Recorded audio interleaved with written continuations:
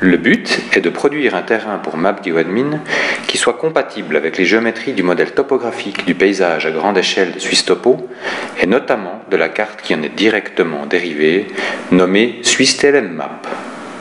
Cette cohérence entre le terrain et les données qui lui sont superposées permet d'obtenir une représentation tridimensionnelle correcte géométriquement et propre du point de vue cartographique.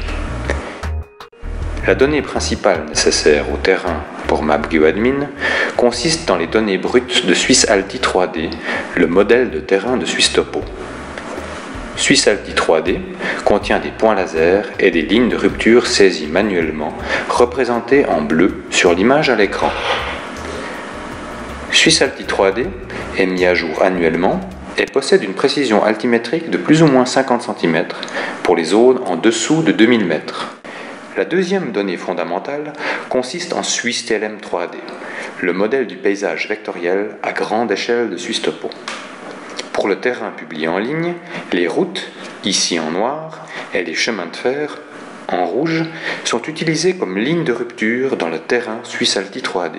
Ce dernier est donc complété par des géométries tridimensionnelles annexes. Le terrain, ainsi obtenu, est compatible avec les géométries du modèle topographique du paysage.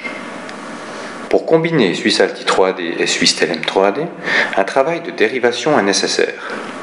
Les routes et chemins de fer de SwissTLM 3D sont, dans un premier temps, extrudés latéralement en utilisant les largeurs de route sauvées dans des attributs. Les routes extrudées sont représentées ici en gris et les chemins de fer en rouge. Les points laser de SwissAlti 3D, situés à l'intérieur de ces surfaces, ici représentées en bleu, sont sélectionnés, puis effacés.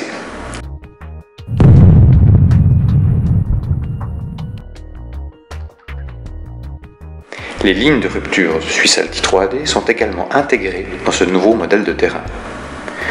Celui-ci est maintenant consistant avec les données de SwissTLM 3D et par extension de la SwissTLM-Map. Des informations supplémentaires, telles les ponts, peuvent être ajoutées. Celles-ci seront compatibles avec le nouveau terrain ainsi produit.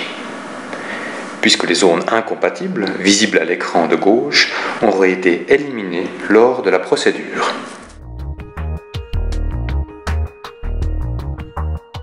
La phase suivante de dérivation du terrain consiste en la création de 8 différents niveaux de pyramide utilisant des tolérances de 128 mètres, 64 mètres, 32 mètres, 16 mètres, 8 mètres, 4 mètres, 2 mètres et 1 mètre. Celles-ci sont livrées à Cosig pour être mises en ligne et utilisées au niveau de zoom adéquat. Les pyramides produites avec des tolérances élevées, telle la pyramide à 128 mètres, sera utilisée pour les représentations à petite échelle, et les pyramides avec des tolérances faibles, par exemple de 1 mètre, pour des représentations à grande échelle.